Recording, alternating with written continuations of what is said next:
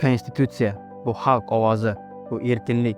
Konstitutsiya o'z fikrlarimizni ifoda etish, e'tiqod va orzularimizni qo'rqmasdan amalga oshirish imkoni. Konstitutsiya bu adolat va tenglik, shuningdek u mas'uliyat, huquqlar bilan birga majburiyatlarimiz borligini ham unutmaslikda. O'zbekiston Respublikasi Konstitutsiyasi 1992-yil 8-dekabr kuni qabul qilingan. 2023-yil 30-apreldagi referendumda qabul qilingan O'zbekiston Respublikasi Konstitutsiyasi to'g'risidagi konstitutsiyaviy qonuni 1-maydan kuchga kirdi. Konstitutsiya mamlakatning butun hududida oliy yuridik kuchga ega va to'g'ridan-to'g'ri amal qiladi. Yangilangan konstitutsiyada moddalar soni 128 tadan 155 taga, normalar soni 275 tadan 434 taga oshdi. Ya'ni xalqimiz takliflari asosida yangilanib, asosiy qonunimiz matni qariyb 65% ga ortdi.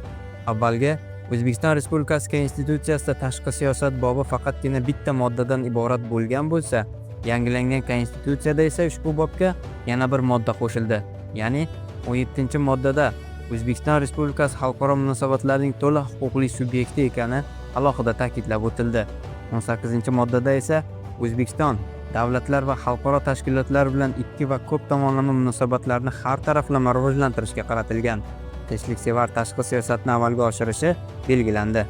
Yana bir muhim jihat, Konstitutsiyamizning 23-moddasida O'zbekiston Respublikasi o'z hududida ham, uning tashqarisida ham o'z fuqarolarini himoya qilish va ularga homiylik ko'rsatishi kafolatlangan. O'zbekiston Respublikasi Konstitutsiyasi hozirda o'zbek, ingliz va rus tillarida bo'lib, ayni paytda qozoq, qirg'iz, tojik, turkman, arab, ispan hamda fransuz kabi xorijiy tillarga tarjima qilinmoqda.